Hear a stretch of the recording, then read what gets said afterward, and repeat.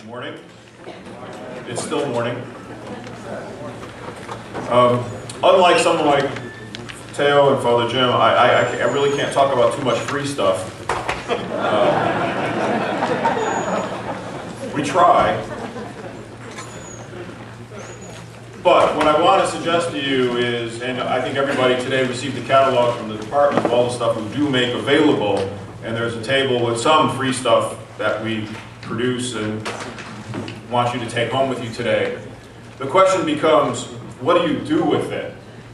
If you have to purchase something from the Archdiocese or get something online for free, and download, what are you going to begin to do with it? And so what I'd like to suggest to you, and I'm going to show you some ideas that I've been picking up from my travels around the country, and most notably from just one parish that's doing pretty much everything I'm going to share with you in this presentation. I visited just the other day.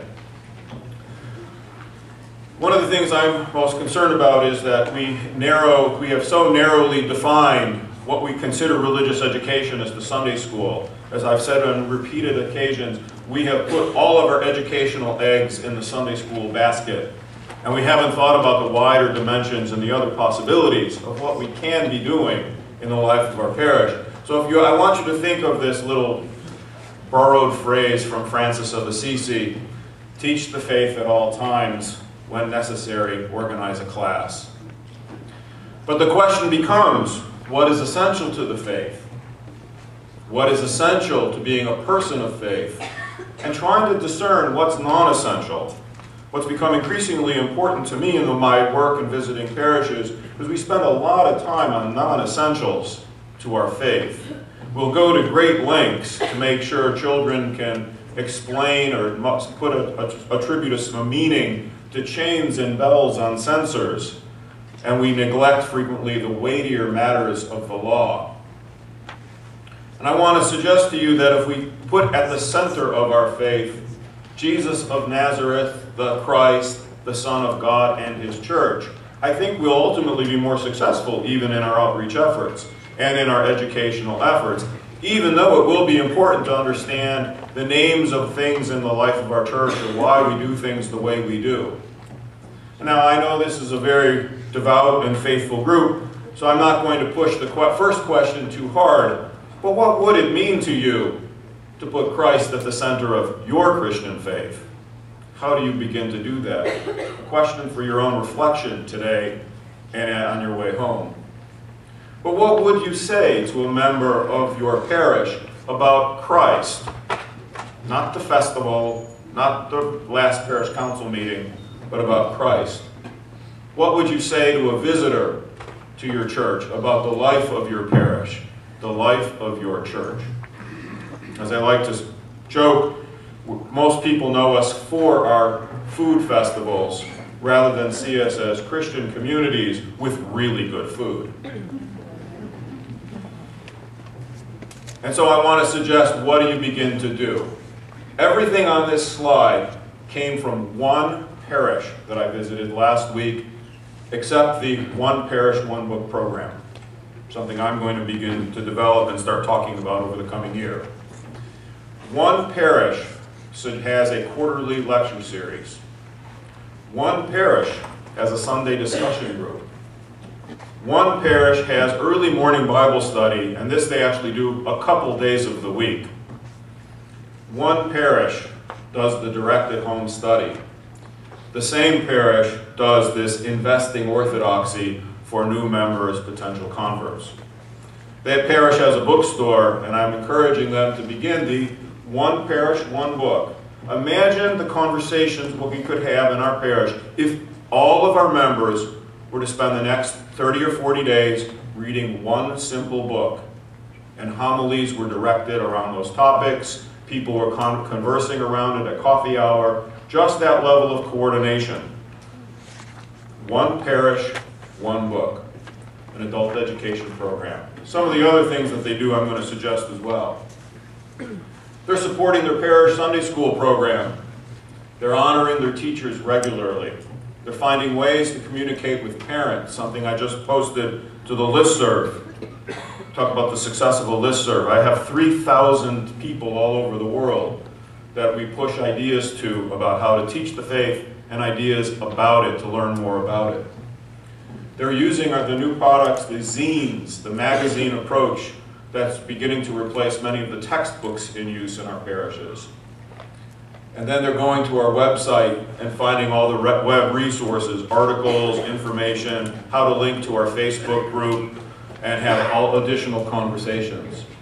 So I would suggest we find ways to support the Parish Sunday School a little more than we've been, and taking it out of the, well, everything seems to be okay mode.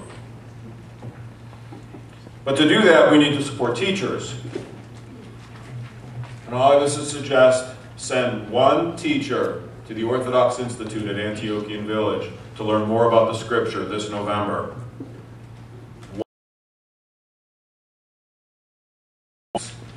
It's a partnership between our department, the Antiochian Archdiocese, the OCA, and the Orthodox Christian Education Commission to begin to bring together teacher training programs under one kind of pan-Orthodox umbrella.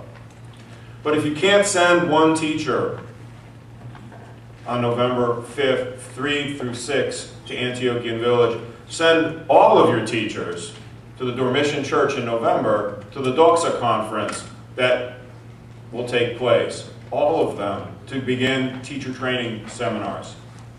Get a group subscription to Praxis from the office. We send one copy to every priest in our archdiocese, one copy to every parish director, but get a group subscription and use that to study it. Hold a festival this year. His Eminence knows this, but only 19 parishes in this metropolis held an oratorical festival. We keep talking about meeting the needs of our kids, giving them ways to study, giving them ways to express their faith. Getting up and talking in this type of format is still one of the more important skills we have in life. 19 parishes in this metropolis held one last year. You're kind of at the bottom of the list.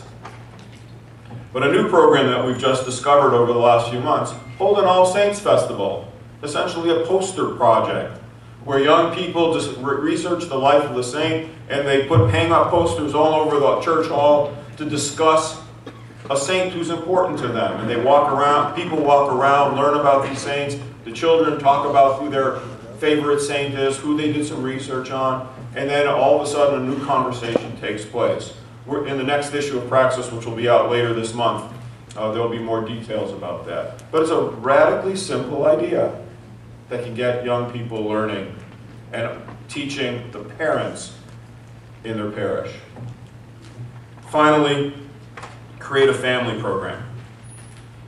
The Center for Family Care has sent out workbooks and notebooks about how to get people together once a month, every couple of weeks, whatever it needs to be, what kind of program, what kind of activities. Take advantage of it. Also, something that my parish in this metropolis does, and I am a member of the St. Gregory Parish in Mansfield, they've begun holding a family weekend at the St. Methodius Center that is just growing every year a little bit better, a little bit more wonderful, and our parishioners are just loving the program. Take advantage of the center, but bring our families together to talk about their faith, get mom and dad talking about it, to create this environment so that the faith can be shared one person at a time and in a serious conversation. Because my predecessors went a little long, I'm going to go a little bit short, but I'll be happy to take any questions you have. Thank you very much.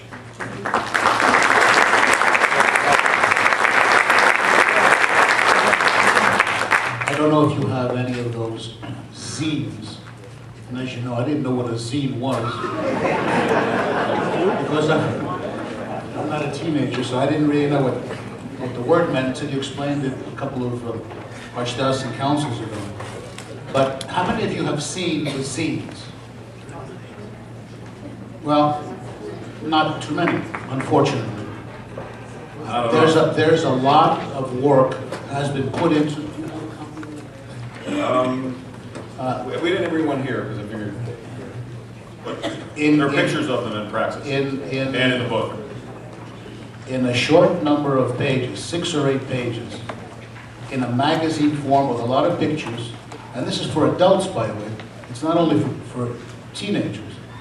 in 5 or 6 or 8 pages, the Department of Religious Education has addressed many topics of vital interest concerning the history of the church, the teachings of the church, the dogmas of the church, the morale, the morals, and the values that are Orthodox Christian, and within 6 or 8 pages, someone is educated, doesn't have to read a whole library.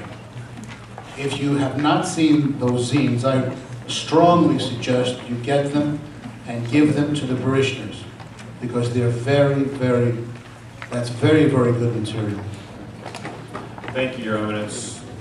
The goal that I have, since we started out with the baseball metaphor, was if we were to begin our approach to teaching the faith, the way we would help make somebody a Yankees fan.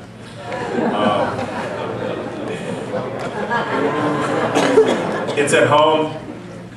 And the key here is, it doesn't take a lot of knowledge to be a fan of the sport you happen to love. You have to know the basics.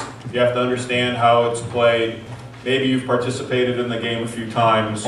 But knowing technical knowledge like somebody's ERA or batting average or even the lineup on any given game is critical. And sometimes, again, part of our problem has been that we have so heavily focused on technical knowledge rather than not making people good participants, good fans, even of their own faith.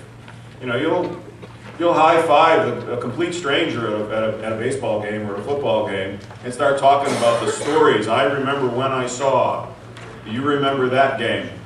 And the person sitting next to you in the pew, you wouldn't even talk to.